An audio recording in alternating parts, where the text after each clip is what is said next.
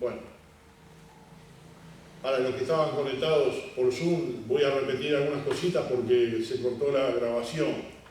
Estamos continuando el tema de la madurez espiritual en la segunda parte y lo estamos basando en el libro de Juan, capítulo 15, donde nos enseña Jesús y la vid verdadera. Allí nos habla de la unión de la vid con el pámpano con la vid.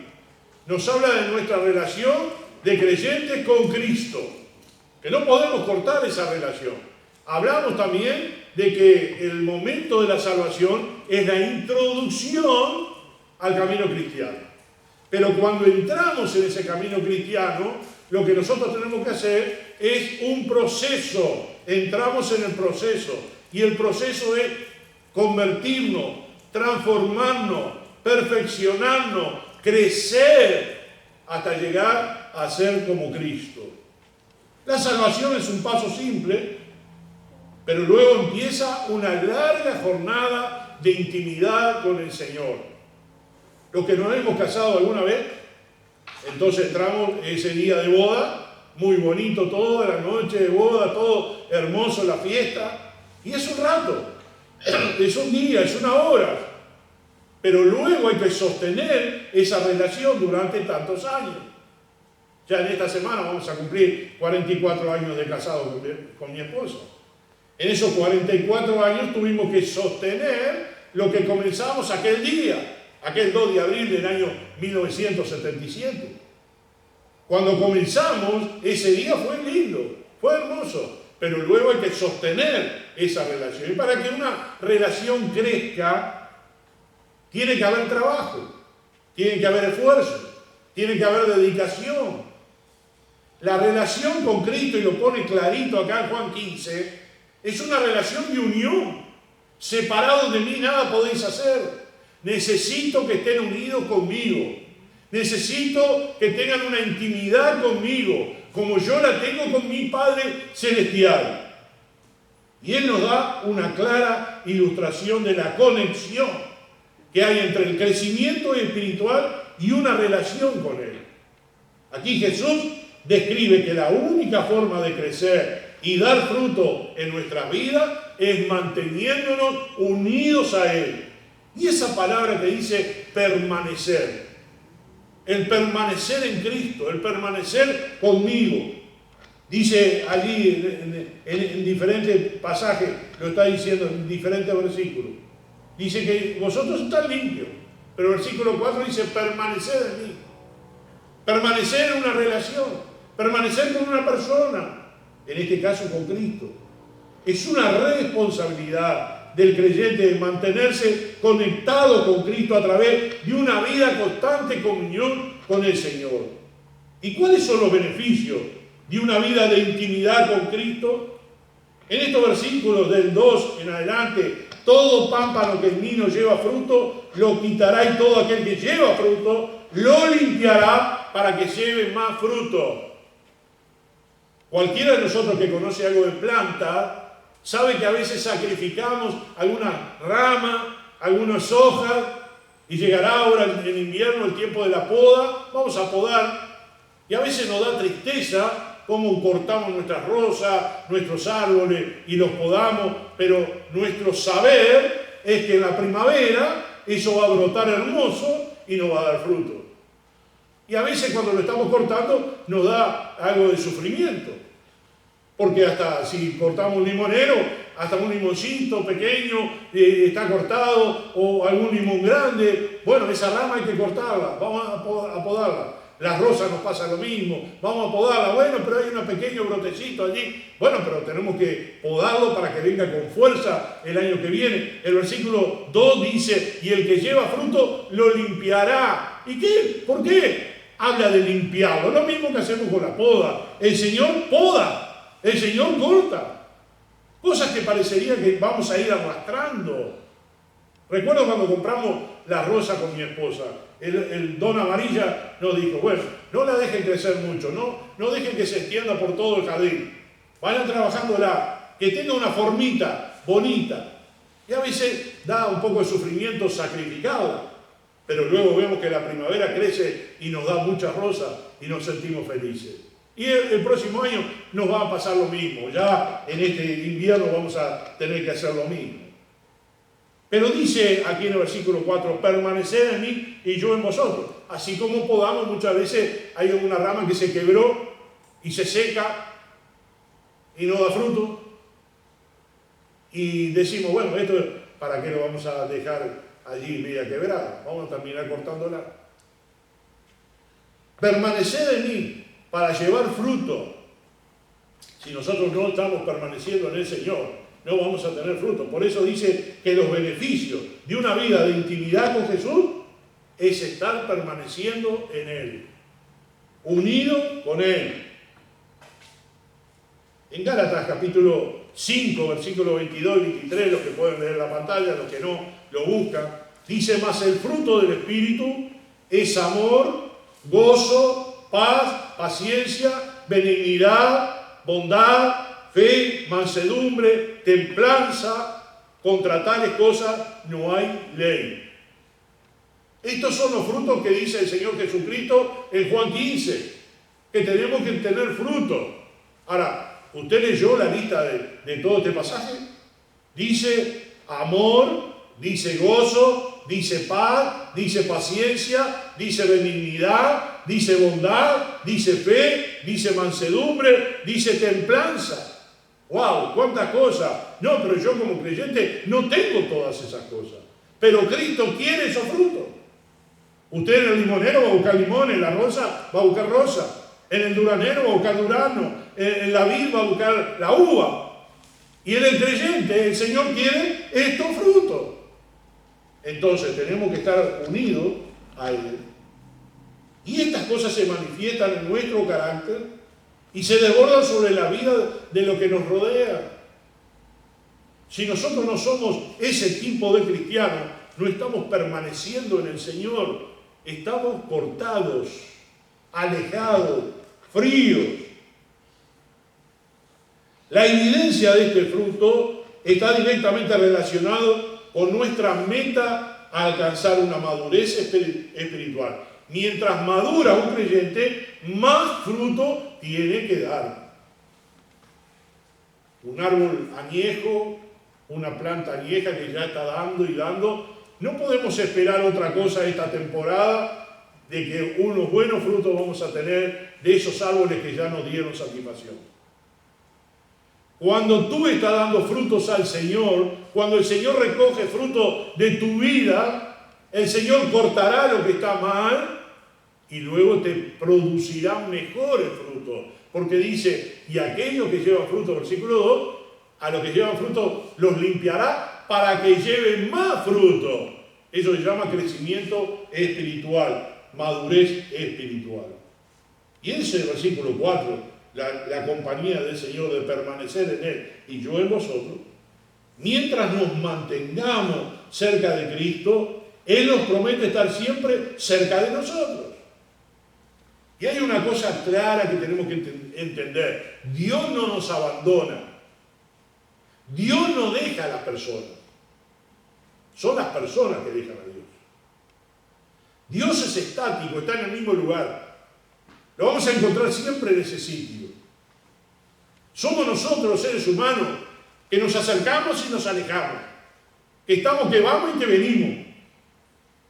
Como la onda de la mar, como la ola que va y que viene. Nunca está en una situación. Lo mismo dice Santiago, el hombre de doble ánimo y sí, constante en todo su camino. Hoy soy creyente, mañana si me va mal las cosas no soy más creyente. Hoy creo en Dios porque todo me va bien, pero mañana si se me complica la vida, ya dejo de amar al Señor y de servirle porque Él me defraudó. ¿Hay alguien que piensa de esa forma? Somos nosotros los que defraudamos al Señor, somos nosotros que nos alejamos del Señor. Ahí dice Santiago 4:8, acercaos a Dios y Él se acercará a vosotros.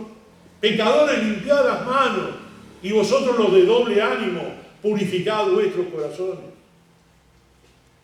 Acercaos a Dios, decía el apóstol Santiago. La idea es que nosotros nos acercamos al Señor. Él hace la invitación, pero somos nosotros que tenemos que dar el paso de acercarnos a Él. Jesús mismo lo dijo ahí en Juan 15. Permaneced en mí. No dijo, yo voy a hacer lo posible para que nunca te voy a abandonar. No, Él no tiene que proclamar que no nos va a abandonar. Dios no tiene que asegurarnos ni jurarnos que no nos va a dejar. Porque es así, está en la tapa del libro, como decimos vulgarmente. Dios no nos va a abandonar. Pero la posición del ser humano, principalmente el creyente, es acercarse a Dios, es buscar a Dios, es buscar la compañía del Señor.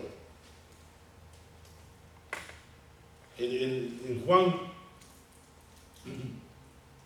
bueno, ahí en Juan mismo, en el 15:7, dice, si permanecéis en mí, mi palabra permanece en vosotros, pedid todo lo que queréis y os será hecho. Mucha gente puede decir estas cosas. Yo oro, pero el Señor a mí no me contesta. Yo diría que ahí hay una condición en el versículo 7. ¿La condición cuál es? Dice, si permanecéis en mí y mis palabras permanecen en vosotros. Hay una condición para que Dios te bendiga, para que Dios te puede contestar tu oración. La condición es que permanezcas en Él y las palabras de Cristo estén en tu vida. Hay una condición, y si tú no permaneces en el Señor, en tu condición, entonces va a estar en problemas. Mientras más cerca esté de una persona, más sensible esa persona es a tu necesidad. Si tú te acercas al Señor en tu condición, Él te va a dar las bendiciones. Allí en Lucas 11:9 dice, y yo digo, pedid y se os dará. Buscad y hallaréis, llamad y se os abrirá.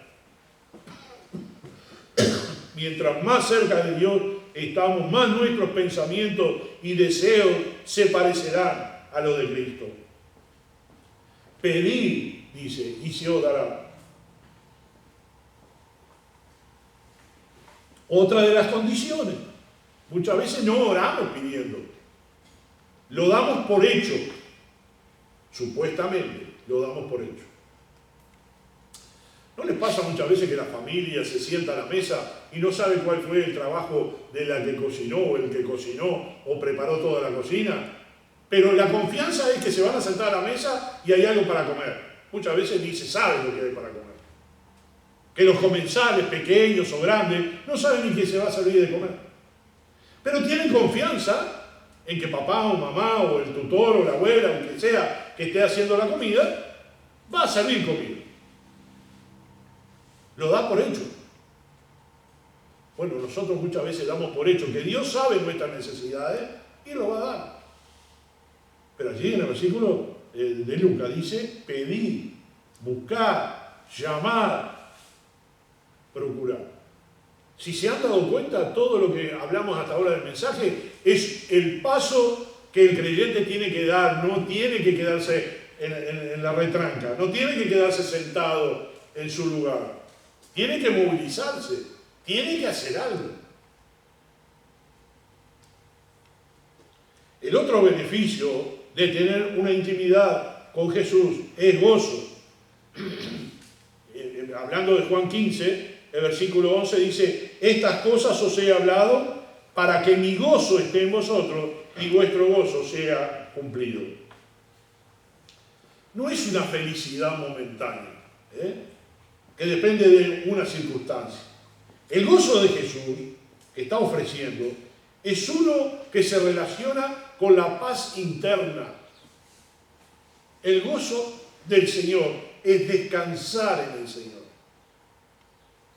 Por ejemplo, ahora que está pasando todo lo que está pasando en el mundo, en nuestra ciudad y en nuestra familia, hay paz en tu corazón, que pase lo que pase, el Señor está en control, que todo lo que está pasando, Dios lo está controlando.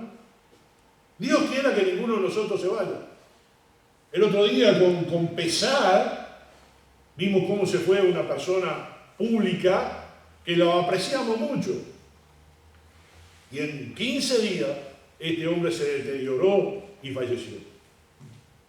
Ninguno de nosotros tiene asegurada la vida. Ninguno de nosotros tiene alguna promesa de nada. Todo puede comenzar con un contagio de un virus, como puede haber otra cosa. Pero el creyente tiene que vivir en paz. Que pase lo que pase, en la enfermedad o en la salud, en lo que sea, el Señor está en control. Pero igualmente tenemos que hacer nuestra parte. No podemos olvidar de nuestra parte que debemos cuidarnos, ¿no es cierto? Allí en Filipenses 4:7 dice: y la paz de Dios, que sobrepasa todo entendimiento, guardará vuestros corazones y vuestros pensamientos en Cristo Jesús. Paz, tranquilidad, confianza, seguridad, descanso en Cristo, descanso en el Señor, que lo que estoy viviendo hoy día, el Señor tiene el control.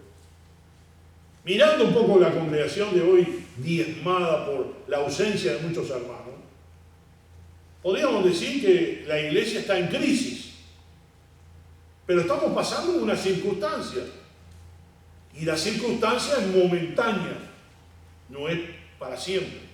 Dios quiera que no, ¿no? Dios quiera que solamente estemos pasando un rato de prueba, un rato de dificultad, pero esto va a pasar. Tenemos esperanza en el Señor que va a pasar. Jesús ofrece a aquellos que tienen intimidad con Él una amistad mucho más allá de ser siervo. Dice el versículo 14: vosotros sois mis amigos, condición, si hacéis lo que yo os mando. Ya no llamaré siervo, porque el siervo no sabe lo que hace su Señor, pero os he llamado amigo, porque todas las cosas que oí de mi Padre os las he dado a conocer. No me elegiste vosotros a mí, sino que yo os elegí a vosotros, y os he puesto para que vayáis y llevéis fruto, y vuestro fruto permanezca, para que todo lo que pidierais al Padre en mi nombre, Él os lo dé. Los que conocemos un poco la historia de la elección de los discípulos, algunos los sacó de la mesa de cobrar impuestos, a otros de la pesca, a otros de otra manera, a otro como Natanael vino al Señor a través de su hermano. Y uno iba y traía al otro, pero dice el Señor: yo os elegí a vosotros. La pregunta es, cuando vinieron a Cristo, ¿estaban preparados para vivir una vida cristiana? No. Eran nuevos, no sabían nada, no conocían el plan de Dios. El Señor los tomó fresquitos, nuevos, pero anidó en sus corazones, escribió en la tabla de sus corazones, durante 3 años los preparó para que ellos llevaran una vida cristiana para siempre, hasta que murieran. Solamente fracasó Judas, pero los demás siguieron el camino. Algunos tropezoncitos, como Pedro tuvo tropezones, como algunos se fueron a pescar en el tiempo de la resurrección del Señor, pero luego retomaron cuando el Espíritu Santo vino sobre la iglesia, y los vemos en el libro de los Hechos, maduros espiritualmente. Y aún su líder se había ido. El líder de él ahora era el Espíritu Santo. O sea que lo que el Señor le pudo haber enseñado en 3 años, ellos lo practicaron toda una vida. Porque yo no puedo saber qué edad tenía Juan, pero Juan quizás no cruzaba los 20 años cuando el Señor falleció, cuando murió y resucitó. Quizás ni siquiera era eso, o un poco más de años. Juan estuvo hasta los 90 años, o sea que los 3 años de preparación con el Señor le dieron 70 años de vida, y las escrituras de Juan, y las epístolas de Juan, y el libro de la Revelación, del Apocalipsis, lo escribió Juan, un hombre maduro, pero cuando comenzó era un jovencito, y el Señor escribió la tabla de su corazón. Lo que quiero decir ahora, que el proceso de los discípulos cuando entraron en el camino cristiano era de no saber nada, de novatos, corazones blancos, y el Señor escribió en sus corazones: esto es lo que mi Padre quiere que ustedes hagan. Primero la salvación, después la fundación de la iglesia, y después vayan por todo el mundo a predicar el Evangelio. Y ellos lo entendieron. Les costó, pero lo entendieron. a ese nivel de intimidad, a nivel de la intimidad, versículo 14, ya no llamaré siervos sino amigos. Cuando comenzaron el camino, ¿eran amigos? No. Cuando el Señor los llamó, ¿eran amigos? No. Cuando Juan el Bautista dijo, vayan atrás de él porque yo, ya no voy, necesito que él crezca y yo mengüe. Vayan, y fue Juan y el hermano atrás del Señor. Y allá comenzaron, fríos, todavía no sabían bien cómo iba a ser la situación, pero empezaron a amar al Señor, tener intimidad con el Señor, caminar con el Señor, y ahí se dieron cuenta de lo que el Señor quería de su vida, y el Señor ahora ya no los llama siervos, sino que los llama amigos. Cuando tú comienzas el camino cristiano, es lo mismo. Estás frío, todavía no sabes mucho de las cosas del Señor, no sabes el plan de Dios, o tienes idea porque escuchaste, pero no lo vives en carne propia, todavía no aprendiste a caminar el camino cristiano, estás tropezando, a un tiempo está frío, otro tiempo está caliente, otro tiempo te vas del Señor, otro tiempo te acercas al Señor, un tiempo de indiferencia, otro tiempo de ánimo. No ha llegado a la madurez todavía, de entender que tienes que caminar solo, con el Señor, de entender de que tienes que aportar más que sacar. ¿Qué significa esto? Dar al Señor, más que recibir. Aportar al Señor. ¿Sabe? El potencial del crecimiento espiritual no se puede medir a simple vista. El Señor vio a los discípulos y vio potencial en él. Vio potencial. Nuestro Señor Jesucristo vio a esos pescadores grandes potencias y le dijo, venid en pos de mí y yo os haré pescadores de hombres. ¿Cómo? ¿Qué significaba eso para el Señor? Estaban pescando peces en el mar, conocían lo que era el mar de Galilea, sabían lo difícil que era. Y el Señor los saca y le dice, venid en pos de mí y yo os haré pescadores de hombres. ¿Qué vio Jesús en ellos? Potencial. Y los convirtió de ser pescadores de peces para convertirlos en pescadores de hombres. El otro estaba como publicano en la mesa allí, cobrando impuestos. Y el Señor le dijo, sígueme. Y allí le siguió. ¿Qué vio el Señor en él? Potencial. Lo necesito. Ven conmigo. Quizás no fue un gran destacado. Quizás no se nombra mucho. Pero era un seguidor de Cristo. Y Cristo lo necesitaba. Y lo preparó. Lo equipó a esos 11 hombres. Les dio las herramientas para fundar la iglesia.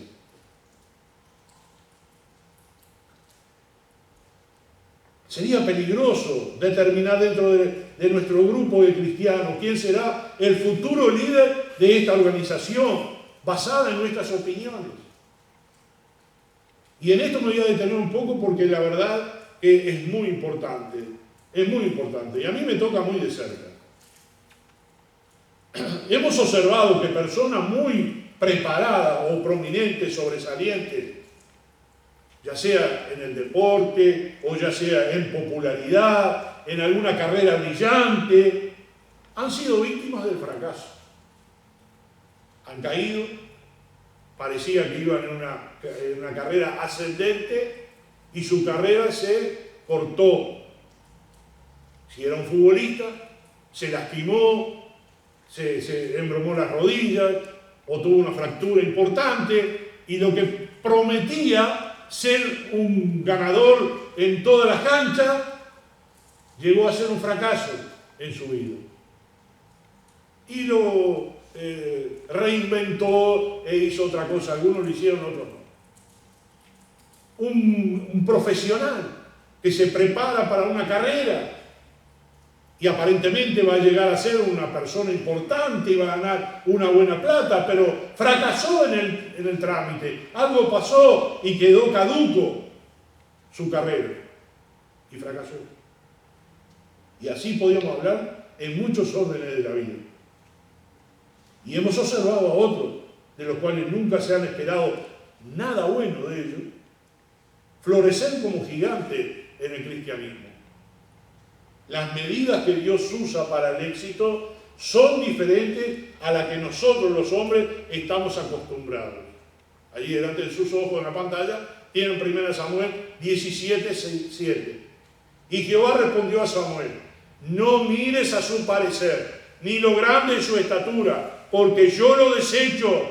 Porque Jehová no mira lo que mira el hombre, pues el hombre mira lo que está delante de sus ojos, pero Jehová mira el corazón. Mis queridos hermanos, recuerden cuando el Señor le dijo estas palabras a Samuel. ¿Qué estaba pasando en ese tiempo? El Señor le dijo que vaya a la casa de Isaí, porque uno de sus hijos iba a ser el rey. Vino el primero, grande, precioso, robusto. El Señor dijo: no, este no. Vino el segundo, vino el tercero, vino el cuarto, el séptimo. No. Y le dice Samuel a Isaí: ¿no hay más hijos? Ah, sí, hay uno que está cuidando las ovejas allá. Su padre, escuchen bien, su padre lo despreciaba. Ah, sí, un jovencito David que está cuidando las ovejas.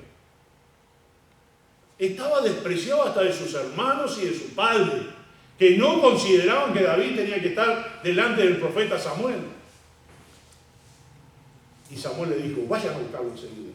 Y cuando Samuel le vio, el Señor le dijo: es este, úngelo por rey de Israel. No mires a su parecer, ni lo grande de su estatura, porque yo lo desecho, porque Jehová no mira lo que el hombre mira, pues el hombre mira lo que está delante de sus ojos, pero Jehová mira el corazón. Las medidas que Dios usa para el éxito son diferentes a las nuestras. Nosotros podríamos ver a una persona muy bien preparada y decir: me gustaría que este sea mi pastor. Una persona robusta, linda, y como yo soy bien feo, ¿no? Entonces me considero que este versículo está bueno para mí. Entonces, yo no tenía mucho éxito cuando joven, en ninguno de los aspectos, pero este versículo me toca muy fielmente, porque cuando evaluamos nuestra vida, debemos ser cuidadosos de no poner en poco lo que Dios puede hacer a través de cada uno de nosotros. En vez de compararnos con los gigantes espirituales y su caminar en el Señor, deberíamos ser sabios de reconocer que estos gigantes espirituales comenzaron a ser exitosos porque tuvieron un caminar íntimo con Dios.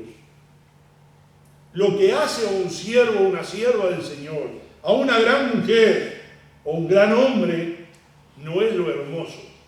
Y lo que ya tenemos algunos años, sabemos que la belleza se va. Y no es lo que realmente tenemos que apuntar, sino a lo íntimo, al ser, a lo que es una persona.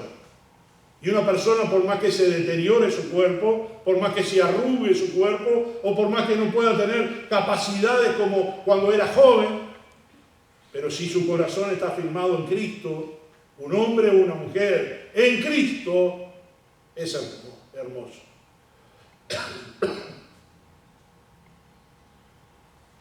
El Señor, allí en ese ejemplo que hicimos con David, Dios no mira las cosas que los hombres buscan, mientras que el hombre se deja llevar por las apariencias externas. Dios ve más allá porque mira tu potencial. ¿Qué potencial puedes tener tú? ¿Qué le puedes aportar al Señor tú? ¿Quién hubiera podido predecir que un humilde jovencito, pastor de ovejas, se convertiría en el rey famoso de la historia de la nación de Israel? Y antes de ser eso, demostró al derrotar al gigante Goliat que su confianza no estaba en su físico. Porque Saúl, cuando lo vio, dijo: ¿y este qué va a hacer? Vamos a poner una armadura. El pobre David no podía caminar con la armadura de Saúl. Entonces dijo: no, yo no quiero nada de todo esto. A mí déjeme como yo sé. ¿Qué sé yo? La onda se usaba, pero mucho más allá, en el nombre del Señor de los ejércitos, en el nombre de Jehová, el Dios de Israel, a este incircunciso lo voy a matar. ¿Qué era lo que tenía de bueno David? ¿Un buen físico? No. ¿Qué era lo que tenía David? ¿Habilidades de guerra? No. ¿Qué era lo que tenía David? Tenía habilidades, pero en el nombre del Señor fue y derrotó al gigante Goliat. Y demostró quién era él. Lo demostró a través de la música, lo demostró a través de su onda, lo demostró en la fidelidad al Señor.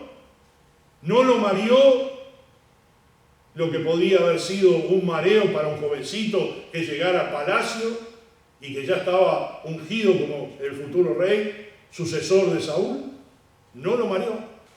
Siguió fiel a Saúl.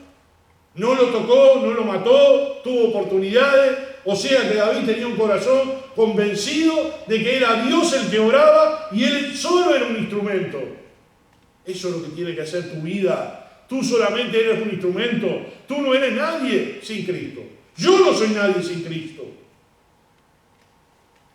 Pablo en su primera carta a los Corintios le responde con preocupación hacia una apariencia exterior como cualidad para el liderazgo.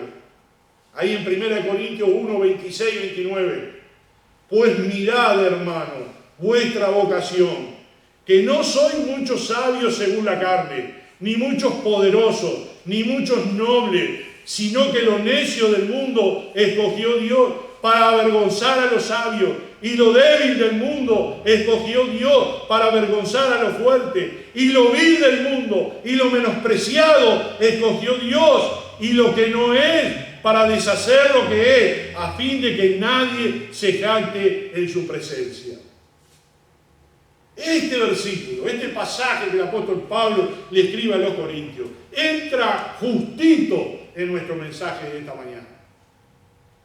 Nosotros somos cristianos, tenemos que crecer y madurar, pero Dios lo elige a usted y a mí por nuestra condición de someternos a Él, de permanecer en Él, no por lo bonito que somos, no por nuestras cualidades físicas, no por nuestras habilidades, porque lo que quiere Dios es Él ser el responsable, Él amado, Él adorado, para que nadie se jacte en su presencia.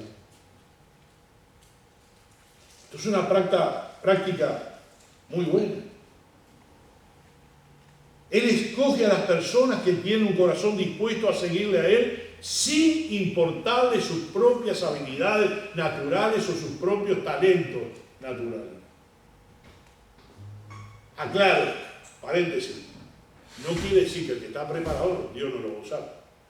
No quiere decir con esto de que no es necesario estudiar, no es necesario profesionalizarse, porque Dios va a usar a lo más débil y a lo más necio. No. Hago un paréntesis. No sea cosa que alguno diga, bueno, entonces ¿para qué me voy a preparar? ¿Para qué voy a estudiar? ¿Para qué voy a ser un profesional? ¿Para qué voy a hacer un vocacional? ¿Para qué?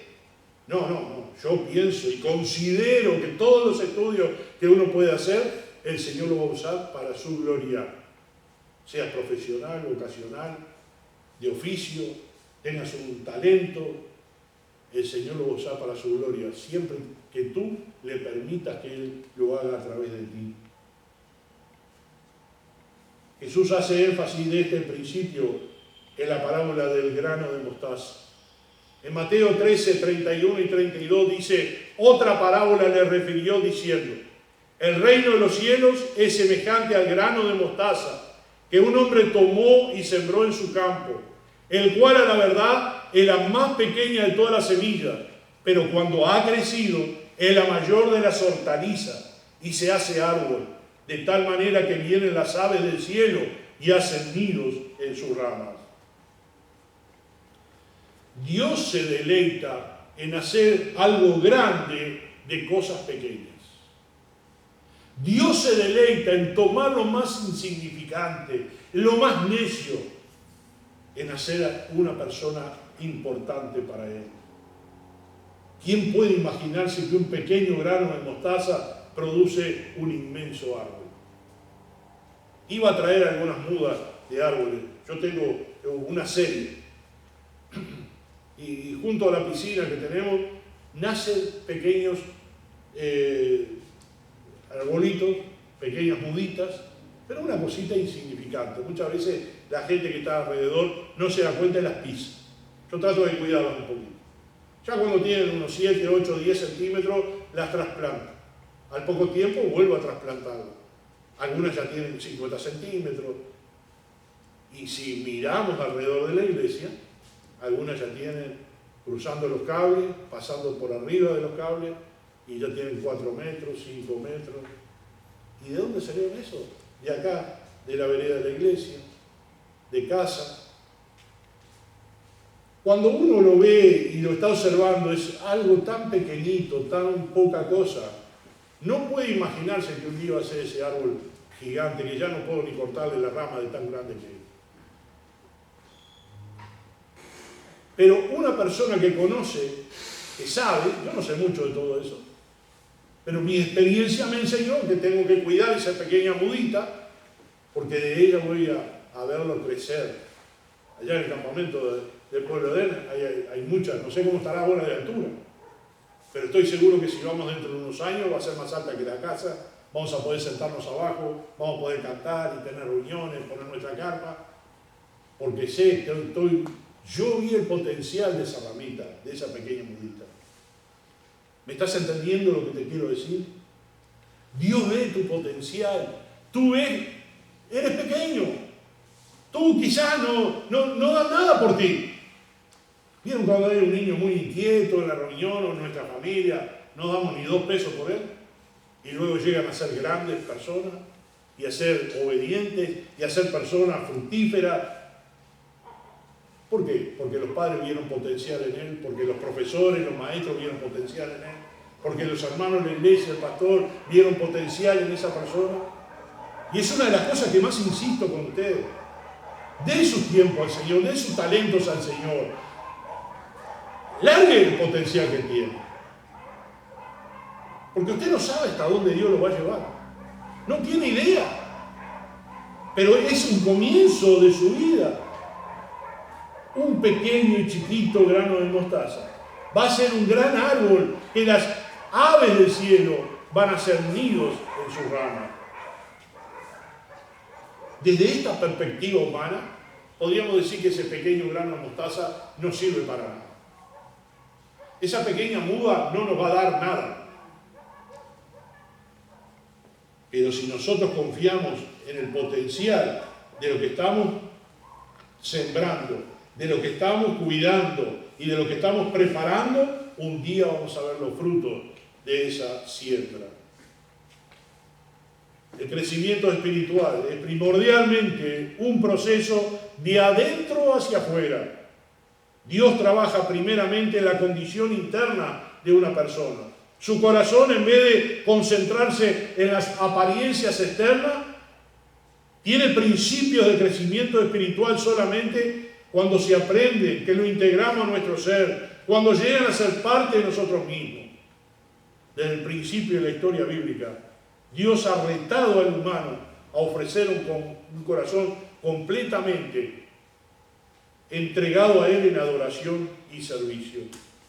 En Deuteronomio 6, 4 al 6 dice: Oye Israel, Jehová nuestro Dios, Jehová uno es, y amarás a Jehová tu Dios de todo tu corazón y de toda tu alma y con toda tu fuerza. Y estas palabras que yo te mando hoy estarán sobre tu corazón. Amor, servicio, adoración son acciones que se despiertan con pasión en nuestros corazones. Es un reto en mantener el fuego espiritual encendido en nuestros corazones. El potencial de la vida y del crecimiento es algo que siempre estará dentro de la persona y no afuera. ¿Dónde está el potencial tuyo? Dentro de ti. Porque depende de ti. Es de ti que depende explotar ese potencial que tienes dentro. Quizás guardado, como esa semilla que está dentro de la tierra, pero un día va a explotar y va a dar su fruto. Eso no es externo, sino interno. Y dentro de esa semilla es donde se encuentra la información necesaria para la supervivencia. Con esperanza sembramos de que vamos a recoger. El potencial de la semilla se encuentra dentro de sí misma. Así es el potencial tuyo, dentro de tu mismo corazón. La palabra clave aquí sería la semilla. Y en la parábola del sembrador, Jesús nos habla de este principio, aunque la interpretación común de esta parábola consiste en el papel del sembrador. Uno de los propósitos de la misma es dejar saber a los discípulos las dinámicas de cómo es el crecimiento espiritual en diferentes personas, como en diferentes tierras. En 4 posiciones, el otro día hacía algo de mención sobre eso, ¿no? En 4 lugares diferentes el sembrador sembró, desparramó la semilla, pero solo una le dio fruto. De cómo ocurre ese crecimiento, o si ocurre en realidad o no ocurre nada. Pero ese crecimiento depende del grado o la condición del corazón de la persona. A eso se le llama tierra fértil. La tierra que cayó, la semilla que cayó en tierra fértil, corazón preparado. Los que preparamos un poco de tierra alguna vez en nuestra vida, sabemos que hay que quebrarlo. Si es un terreno grande, se hará con un arado. Si es un pequeño espacio, se hará con una azada. Daremos vuelta a la tierra, quebraremos los terrones. Estamos buscando orear la tierra. Luego ponerle algún producto para que ella pueda alimentarse, no sea una tierra infértil, sino que nos pueda dar algún fruto de ella. Cuando está la tierra preparada, entonces se planta la semilla. Para eso tiene que haber un tiempo. Entre la cosecha primera y la siembra segunda, tiene que haber un tiempo de dar vuelta a la tierra, de orearla, de prepararla. Y luego esperanza de que crezca el fruto. ¿Qué pasó con esa tierra? Se quebró, se rompió, se deshizo, se puso el producto para que se energice. El corazón del creyente tiene que ser quebrantado. El sentimiento, los pensamientos del creyente tienen que ser quebrantados, tienen que darse vuelta, tienen que permitir que la semilla caiga y dé fruto. Cuando la persona tiene un corazón suave o sensible para recibir las cosas espirituales, tiene habilidades de entender la palabra de Dios. Y el crecimiento espiritual empieza dentro del corazón, dentro de ti mismo. Ahora, en este momento que me estás escuchando, puedes estar diciendo, ya estoy cansado de escuchar al pastor, ya quiero que corte y nos vamos para casa. O tengo otras tareas, es muy largo el mensaje, quiero cortar. El otro día lo hablaba con mi hijo sobre eso y él me decía, pero papá, hay gente que se pasa 3, 4 horas mirando una película y se sienta delante de la televisión, ¿por qué no pueden estar 1 hora escuchando un mensaje? Yo les hablaba de los tiempos de los mensajes, que muchas veces parecería que la gente ni lo escucha. Y él me decía esa palabra, ¿no? Y la verdad que tiene razón. Muchas veces no le prestamos atención a la palabra de Dios. No escuchamos mensajes, no volvemos a repasarlo, porque nuestro corazón está insensible. Corazones duros. ¿Qué le pasó a Saúl? Endureció su corazón. Comenzó bien, terminó mal, porque endureció su corazón. ¿Qué le pasaba a Faraón? Cuando mandaba las plagas, su corazón se enternecía. Y le decía a Moisés, ora para que me saque esta plaga. Moisés oraba, la plaga se cortaba, Faraón endurecía su corazón. Y así durante las 10 plagas. Es un mecanismo del ser humano, tuyo, mío y de todos los seres humanos, de endurecer ¿A quién queremos escuchar y a quién no queremos escuchar? No, vamos a pasar por arriba. ¿Le ha pasado muchas veces buscando su red social pasar por arriba de muchas cosas? No, no lo voy a escuchar. Voy a escuchar a quien quiero escuchar. Si nosotros no vamos a escuchar la palabra de Dios, vamos a tener problemas. Porque no va a haber crecimiento, no va a haber madurez, vamos a ser inmaduros toda nuestra vida, vamos a cometer errores muy graves. Y lo que empieza en el interior de una persona va a afectar no solamente los aspectos personales de ella, sino los aspectos de todos los que componen su familia, su iglesia, su nación.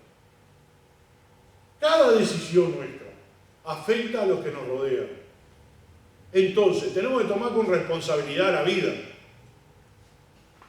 Están escuchando el informativo y dicen, hubo un femicidio. Un hombre mató a su pareja o a su mujer.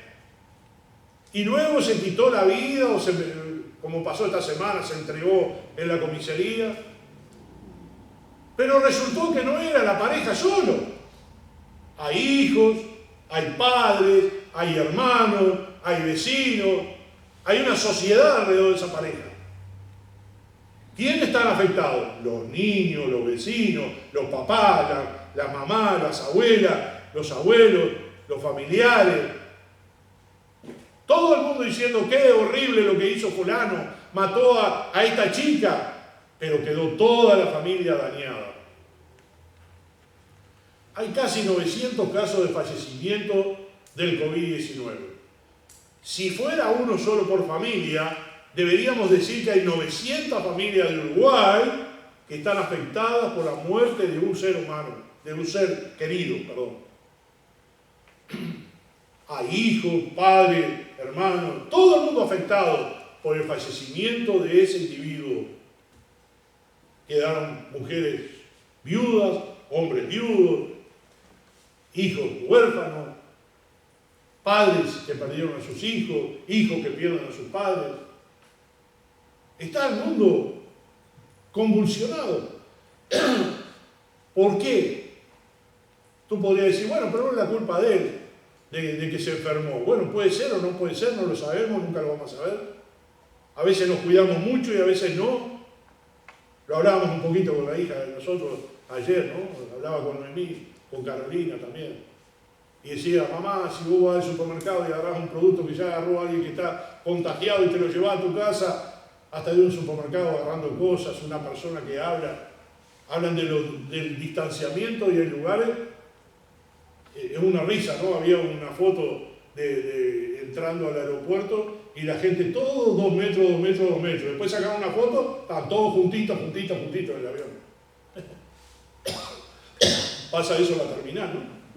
En la terminal está todo el mundo separadito, todo correctito, 2 metros para acá, 2 metros para allá. A veces no les pasa que alguien se acerca demasiado, ya lo miramos con cara diciendo, ¿por qué no te alejas un poquito?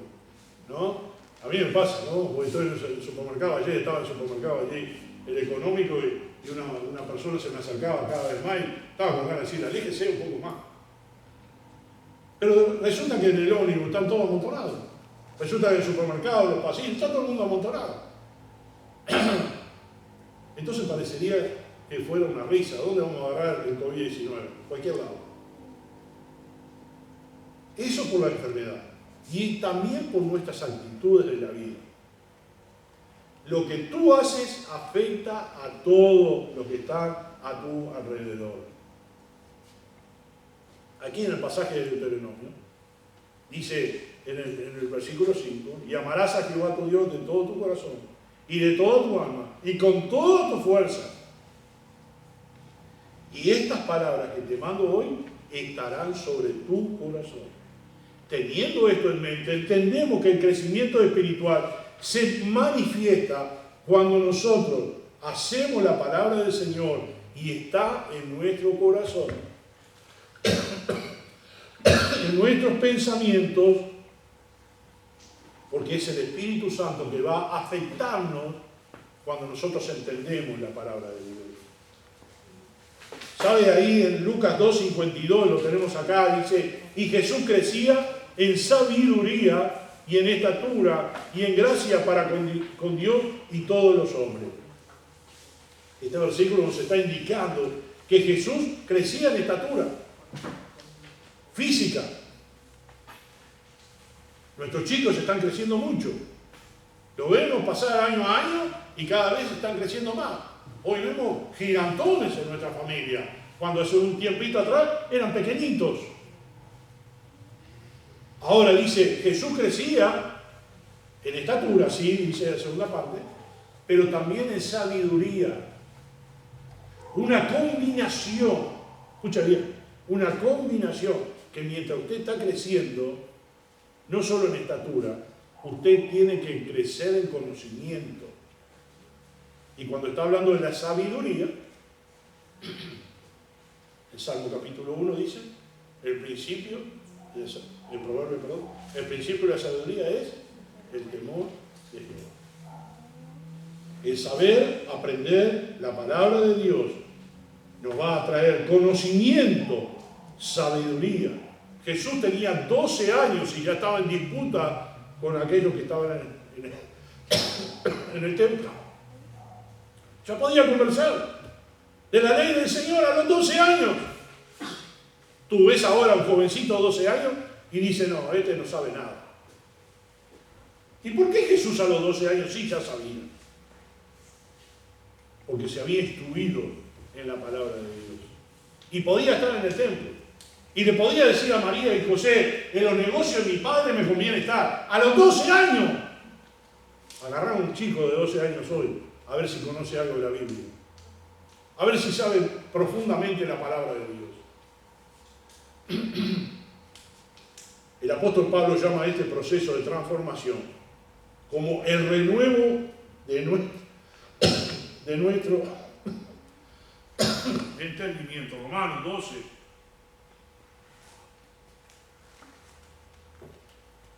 Romanos 12, 1 a 2. Así que, hermanos, os ruego, por la misericordia de Dios, que presentéis vuestros cuerpos en sacrificio vivo, santo, ahí no está la palabra vivo, santo, agradable a Dios, que es vuestro culto racional. No importando cómo los filósofos o los teólogos quieran dividir la naturaleza humana, la Biblia claramente nos enseña que el crecimiento espiritual envuelve los aspectos de la vida del ser humano. Os ruego que presentéis vuestros cuerpos en sacrificio vivo, santo, agradable a Dios, que es vuestro culto racional. ¿Qué significa eso? ¿A dónde apunta esas palabras? Bueno, después sigue, no os conforméis a este siglo, sino transformaos por medio de la renovación de vuestro entendimiento, para que comprobéis cuál sea la buena voluntad de Dios, agradable y perfecta. ¿Vieron que yo les decía que la tierra hay que dar la vuelta? Hay que orearla, hay que fertilizarla. Dice aquí, la renovación de vuestro entendimiento. Tenemos que renovarnos mentalmente, aprender lo que Cristo quiere de nosotros para poder dar fruto, agradable y perfecto. El crecimiento espiritual sucede dentro de ese contexto social. No es sorprendente que una familia o una iglesia que practica la unidad entre ellos, caracterizada por amor, se convierta en esos nidos seguros para el crecimiento espiritual. En Juan capítulo 15, en el versículo 17, dice, os mando que os améis unos a otros. Cuando una familia ama a sus componentes, padres, madres, hijos, abuelos, los que componen una familia, hay amor, hay un nido seguro, porque esas personas van a crecer con seguridad, no van a estar pensando otra cosa, que en mi lugar, en mi hogar, yo tengo seguridad, porque mis padres me aman, porque mis abuelos me aman, porque encuentro contención en este lugar, y ahí puedo crecer en un ambiente sano. La iglesia es lo mismo. Si la iglesia crece en un ambiente de amor, un ambiente de contención, Porque aquí todos venimos con diferentes motivos de dificultades, ya sean personales, ya sean de pensamiento o de pecado, pero queremos tener una iglesia que nos contenga. Queremos tener un pastor que nos contenga, consejeros que nos amen. La iglesia necesita entablar ese amor fraternal, que lo que no encuentro en el mundo lo encuentro en la iglesia, porque es la familia de Cristo. Dentro de ser una familia se produce un ambiente adecuado para que los hijos aprendan en amar y honrar a Dios, tanto a la familia natural como a la familia espiritual. Pero no habrá crecimiento y no habrá fruto si esa familia no ha sembrado lo que tiene que sembrar. ¿Qué tiene que sembrar? Lo que recién les dije. Renovación de vuestro entendimiento. Transformados, convertidos al Señor y hagan que el ambiente de su hogar, con sus chicos, con sus parejas, con sus amados, sea un ambiente de contención, un lugar de educación, sea un lugar de propulsarlos. Es bonito verlos cuando están haciendo sus cursos, ya sea de música, ya sea de inglés, ya sea de primaria, de secundaria, pasando año a año. Llegará el momento en que se van a independizar, pero usted los preparó, los catapultó. ¿Sabe lo que es la catapulta? Fuera de las ciudades se ponía una piedra con un tablón o una banda que iba a tirar esa piedra dentro de la ciudad, una catapulta. Nosotros hacemos eso con nuestra familia. Catapultamos a nuestros pequeños para que ellos puedan ser grandes en el futuro. Pero el ambiente tiene que ser un ambiente de amor, un ambiente de contención, un ambiente donde ellos vayan por donde vayan, ellos encuentren en su hogar un lugar de refugio. Por eso hay muchos delincuentes pequeños, porque no hay contención en sus hogares. No hay amor, no hay dedicación. Se crían en la calle, como dije el domingo pasado. El plan de Dios ha sido que los padres sean el ejemplo. Le enseñen, eduquen a sus hijos dentro de la intimidad del hogar y acerca del temor de Dios. Esta era la ley. Deuteronomio 6, 6 al 9. Y estas palabras que yo te mando hoy estarán sobre tu corazón y las repetirás a tus hijos y hablarás de ellas estando en tu casa y andando por el camino, y al acostarte, y cuando te levantes, y las atarás como una señal en tu mano, y estarán como frontales entre tus ojos, y las escribirás en los postes de tu casa y en tus puertas. Esto es lo que tienen los judíos cuando entran a sus hogares y tocan el mesosá, porque está este pasaje bíblico. Y le dan un beso con su mano, entrando, porque este era el mandamiento del Señor. ¿Cuál era el mandamiento del Señor? Tú, papá, tú, mamá. Estas palabras que te mando estarán sobre tu corazón y las vas a repetir a tus hijos, estando en tu casa, por el camino, al acostarte, cuando te levantes, las atarás una señal en tu mano, estarán como frontales entre tus ojos y las escribirás en los postes de tu casa y en tus puertas. ¿Tú sabes cuánto efecto tiene un versículo en un cuadrito en tu casa? Tiene mucho efecto. Pon cosas bíblicas en tu casa. Pon cosas que ellos puedan ir leyendo una y otra vez y no se les va a borrar nunca más de la mente. Son versículos que van a ir aprendiendo. Si pueden memorizarlos, mejor. Pero tienes que enseñarle. ¿Quién le va a enseñar eso? ¿La maestra de la escuela dominical? ¿El pastor? ¿Quién le va a enseñar a tus hijos? Tú tienes que enseñar a tus hijos. Tú tienes que invertir en la vida de ellos para sacar en el futuro siervos del Señor y siervas del Señor. Pero la primera parte del versículo 6 dice, para ti primero estarán sobre tu corazón. Si no están sobre tu corazón, ¿cómo le vas a enseñar a los hijos? ¿Qué ejemplo le vas a dar a ellos? Ellos te van a leer a ti, tu actitud, antes que tus palabras. Tiene una exhortación a obedecer al Señor. Moisés instruye a los líderes de cada familia a ser un ejemplo de fe frente a sus hijos y que le enseñen los estatutos del Señor. Dice en Hechos 2:42, y perseveraban en la doctrina de los apóstoles, en la comunión unos con otros, en el partimiento del pan y en las oraciones. ¿Por qué era una bendición la iglesia, la primera iglesia? ¿Por qué? Porque hacían las cosas que Dios quería. Y cuando nosotros examinamos la historia y las experiencias que estamos pasando hoy día, nos damos cuenta que aún los padres cristianos han fracasado en esta responsabilidad de enseñarle la palabra a sus hijos. Y cuando los hijos crecen en un ambiente de calor y estabilidad emocional, con un estímulo, tienen autoestima. Saben que en la vida no se les va a cruzar ningún problema porque lo van a solucionar, porque los padres los estimularon a que pueden lograr lo que quieran en la vida, porque le enseñaron la palabra de Dios y le brindaron un cálido lugar para que ellos crezcan. Hablábamos de la parábola del sembrador. 3 fracasados. Dureza de corazón, entre malezas, la siembra, las cosas del mundo, por el camino, las aves venían y le sacaban la palabra. Pero había una tierra fértil que se preparó, que hubo un labrador que trabajó en ella. Una iglesia saludable tiene que proveer un ambiente donde las personas de todas las edades, de diferentes grupos sociales, de diferentes vocaciones, aprendan a amar a Dios y a las demás personas. Y este principio lo dice claramente allí en Hechos. ¿Y cuáles son los beneficios de congregarse?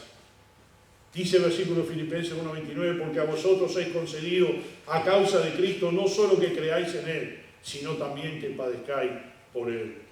Santiago dice, hermanos míos, tened por sumo gozo cuando os halléis en diversas pruebas, sabiendo que la prueba de vuestra fe produce paciencia, mas tenga la paciencia su obra completa, para que seáis perfectos y cabales, sin que os falte cosa alguna.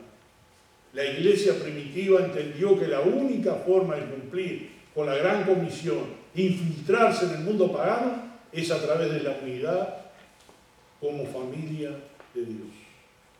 Si no, fracasamos. Estudiamos muchas cosas en cuanto a la madurez espiritual y pusimos varios ejemplos.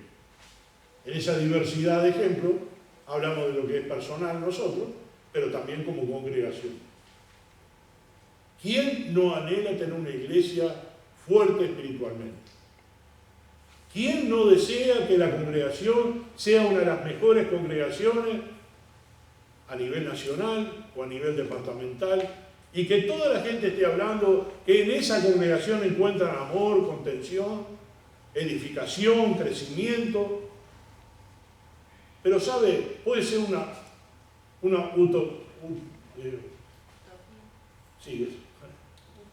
utopía. Puede ser una fantasía también. Puede estar en nuestro ideal. Ay, soy tan idealista o tan romántico que quiero esa iglesia. Pero ¿cómo logro llegar a la meta? Con el trabajo personalizado de cada familia que está dentro de la iglesia.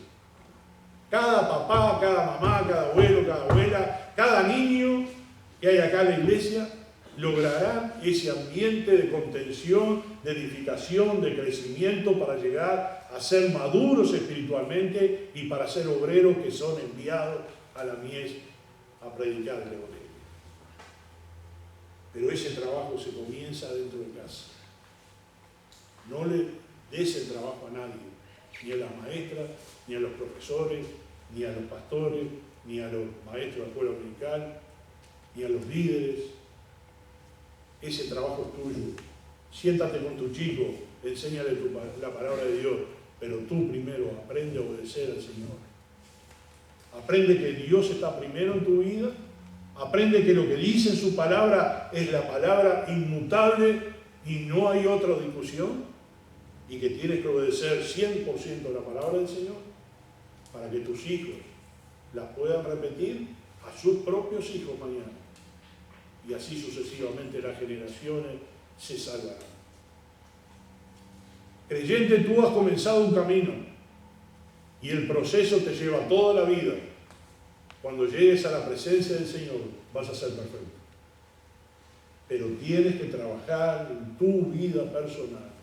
No dejes de trabajarlo, no dejes de insistir. ¿Cuántos comenzaron una dieta? Creo que todos los que estamos aquí comenzamos una dieta alguna vez. ¿Cuántos la siguieron? Muy poco. ¿Cuántos dijeron voy al gimnasio a hacer gimnasio? ¿Y cuántos están todavía en el gimnasio después de 5 años, 10 años? No. ¿Cuántos empiezan el camino cristiano con grandes promesas de seguir adelante? ¿Usted sabe cuántas veces nos promete el que viene a la congregación? El otro día, ya hace poco les comentaba el domingo pasado. Alguien vino y prometió los 1000 amores. Yo como viejo, ya sé que esas promesas quedan en el camino si no las cumplen. Y lo miro con escepticismo. Vamos a ver cómo le va a esta persona. Y los resultados son negativos o positivos. He visto también que algunos parecía que no iban a ser nadie.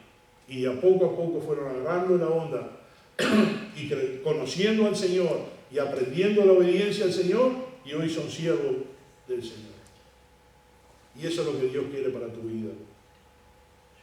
Quiere que tú empieces, pero que continúes y que llegues a la madurez y que llegues a lo que Dios quiere que llegue, a ser un hombre, una mujer de Dios. Que el Señor te bendiga. Vamos a orar. Amado Padre que estás en el cielo, te damos gracias, Señor, por tu palabra. Queremos pedirte que nos ayudes a crecer, como dice tu palabra, como dice este mensaje. Señor, que llegamos a culminar esa madurez espiritual. Que lleguemos a ser esos hombres y mujeres, no solamente en nuestro ideal, en nuestro pensamiento romántico, sino en nuestra vida verdadera. Planteándonos cada día el esfuerzo personal que tenemos que hacer para acercarnos a ti, para estar juntos contigo. Bendice, Padre Santo, esta predicación, para que todos podamos crecer en la gracia y en el conocimiento de tu palabra. En el nombre de Jesús.